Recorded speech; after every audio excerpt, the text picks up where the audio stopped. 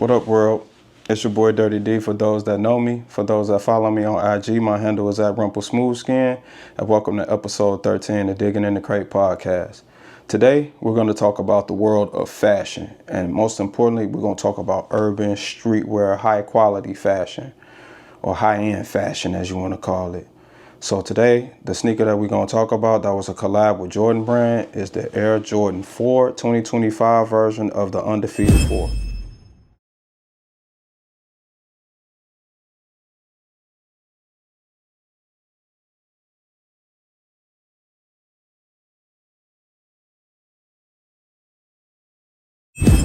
Now, this shoe came out 10 years ago in 2005 under the brand, the infamous brand Undefeated. You can see the branding here on the hang tag. And I gotta say, I never held a pair because, the original release in 2005 was a friends and family exclusive, like maybe only 75 pairs or something like that was made. So, a lot of people took a Jordan 4 of the same liking like this a few years ago and did customizations on it. But we got confirmation at the end of 2024 last year that the Undefeated 4 was coming out. And like I said, I've never held an original pair in hand. That shoe has, ranged between 10, 15, 20, $25,000 just to obtain it. And then this shoe has become a lot of people's grails. So today we're going to talk about it a little bit. So rumor has it that Jordan himself didn't even have this shoe. I think Jordan went to like an Undefeated event in LA because they got two stores. They got one in New York and one in LA. They closed for a little bit and then they reopened, but this was way before all of that happened. And Jordan was at a event, and I guess one of the workers or one of the managers there had this on. And Jordan walked up to him and was like, "Man, is that fake that you got on?" They was like, "No." He was like, "This is a shoe we did with a collab with Jordan." And Jordan was like, "What?" And, rumor has it he got on the phone right then and there.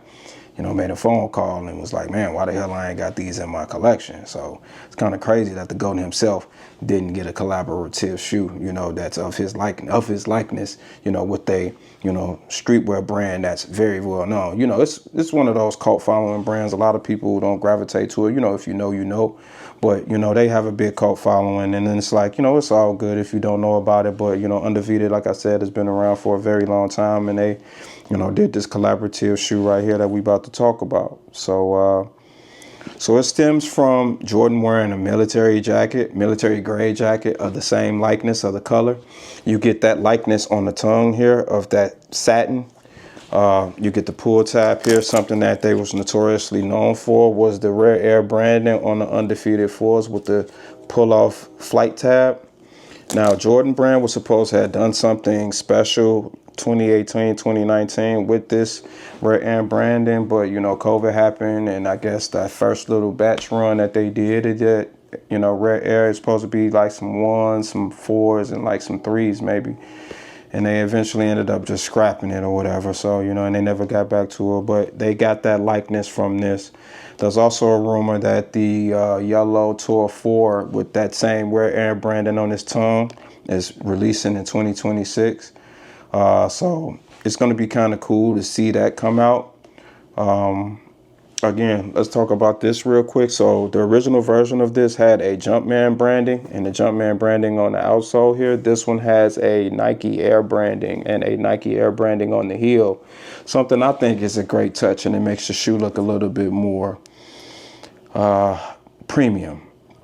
If I want to say, we've been paying all this money for all of these collaborative shoes, with the tariffs and all, just the price point in general going up. So I think the likeness of this is pretty dope to go ahead and do it like that. As far as the box, nothing special. You get that same 2005 branding box. They kept it true to like the 1997, 98 boxes of that likeness.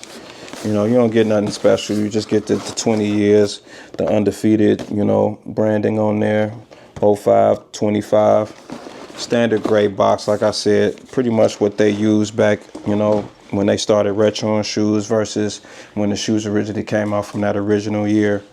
I've never held an original pair of Undefeated 4s in my hand, so I can't really compare it too much. A lot of people did have QC issues with this shoe and just talked about like scuff marks and everything like that on it. I actually like it, and compared to like the pictures that I can see, because I can't really compare it because I know nobody who actually owns a 2005 pair. I kind of actually like the olive color on this one a little bit better. It just looks a little bit more premium versus the original pair that came out. And that's just, you know, from my eye distance. Like, I never held the original pair in hand. And of course, the shape, a lot of people complain about the Jordan 4s being very, very, very, very, very narrow in the toe cap. And with them retooling the 4 to be that 89 shape, like they've been doing the last, 2 years. A lot of people say that it's more comfortable, and they started that with the SB4 that came out a year before, and then, you know, another SB4 that came out earlier this year, the Navy one. So, you know, then they took the likeness of that, saying that that was from the original mold of an 89 Jordan 4. The materials on here look pretty cool. You know what I'm saying? They look pretty decent. You know, the suede looks okay. You know, like this pair actually looks decent. No QC issues on it. I like it. I think they did I think Undefeated and Jordan Brand executed these well. It looks cool to see the Nike Air branding on it. I feel like, and actually Nike has been doing that with just a lot of GR releases of just like fantasy colorways. That's putting that Nike Air branding on there, because if this shoe had came out in '89, it would have had that Nike Air branding on it. So yeah, it's pretty cool. Like I said, they didn't do too much special with the rollout. Kind of excited to see how these hold up. The price point of these went up for a little minute, and then it actually dropped. They went up to like 400, and now it's leveling off around that 300 range.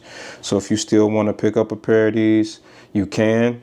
I feel like Jordan Brand heard me talking about the 85 Jordan 1 release earlier this year, when they gave like a special launch like rollout in Atlanta for the Wish store. Nike actually dropped a big old military grade box in the middle of Millennium Park here in Chicago.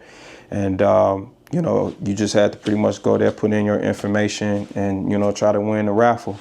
And unfortunately enough, I ended up hitting on these and getting them. So it's pretty cool to see, you know, Nike and Jordan Brand rolling stuff out. You know, I feel like, you know, we not a tier 1 city, and a lot of people, you know, get those other tier, you know, those benefits of those tier locations. And, you know, Jordan played here, but it seems like, you know, we like the stepchild or something like that. And, you know, they really roll out a lot of, you know, any like premium events here in Chicago, even though, you know, Jordan basically made Chicago what it is. For those who, you know, who look at this as a grill, I hope that they feel satisfied with it. Again, like I said, it's better to see the Nike branding on it. I know a lot of people from the comments that I read, you know, when these originally dropped earlier this year, you know, they was looking for that Jumpman branding. And then there was a rumored pair of these that they scrapped out immediately, saying it was another friends and family pair that was going to drop. And Undefeated said there is no other pair coming out of friends and family. So they scrapped that and threw that in the bud, nipped that in the bud immediately. So yeah, so it's a good shoe. Like I said, for those who didn't get it, you know, I probably would highly recommend that you get it, unless you had it and flipped it or whatever. You know, the culture is forever changing, and fashion is forever changing. All right, y'all know what else y'all here for, so let's go ahead and dig in the crate. So we're going to go ahead and keep it true to the urban, high-end streetwear fashion. And today we're going to dig in the crate, and we're going to talk about Yoon On's Ambush, one of Yoon On's Ambush collabs. And this is the 85 molded Dunk Ambush. Now, she keeps it true to just premium, high-quality shit. She's always been known for that. And it's good to just see a woman in general, you know, in the fashion world, you know, get her recognition. She started out, you know, making jewelry. I believe Ambush, she got it founded in 2002. But, you know, stuff never really gets off the ground as soon as you go ahead and just, you know, get into the rotation, or you turn your dream into a reality. So she ended up doing like fashion, or well, like high-end fashion jewelry first. And then, you know, Kanye and Pharrell, you know, got into the likeness, and, you know, ended up, you know, backing her. And then she ended up getting her branding here, as you can see. And she sort of kind of tends to stay true to this navy royalish color, either in her fashion or on her sneakers. So let's talk about this a little bit. So she used the original 85 shape of the Dunk. A lot of people don't do that. The Dunk, just like the Jordan 1 has a original shape, but a lot of people really don't really do the history behind it, nor do they care.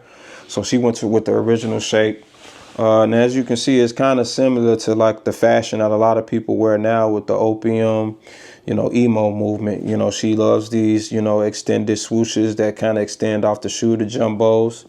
You got the extended heel here, and then you got the extended pull tab here with the ambush branding on the back. And she uses real premium leather. Like, this leather is super soft to the touch. Got her ambush branding on the tongue here.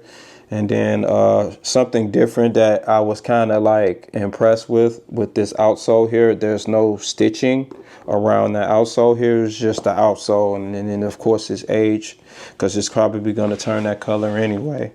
And like I said, you get the cool little like 3D-ish graphics of the jumbo swoosh that comes off. So she really executed this well. She executes actually all of her collabs well. I know she's done a whole bunch with Nike. She's done a few with Reebok and a couple of other brands.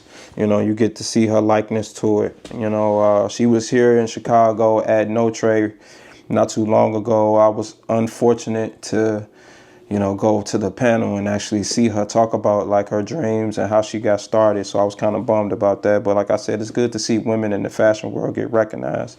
She's been doing her thing for a real long time. And yeah, she does a really good rollout, and Nike tends to give her a really good rollout. Now with her box, you get a lot of people don't get this. You get the premium slide box with the branding on there. Nike, and then you get her ambush branding, of course. And like I said, you get the slide box here. You got black wax laces on the actual shoe, and then you get additional blue wax lace and a white wax lace. And then of course her ambush branding on the paper as well. So like I said, she tends to put a lot of details in her stuff when she releases things. So it's good to see that, she turned her vision in the light, and, a lot of people express themselves through fashion. Fashion is forever changing, and it's going to be interesting to see what 2026 brings as far as like the evolution of fashion and where we go with it.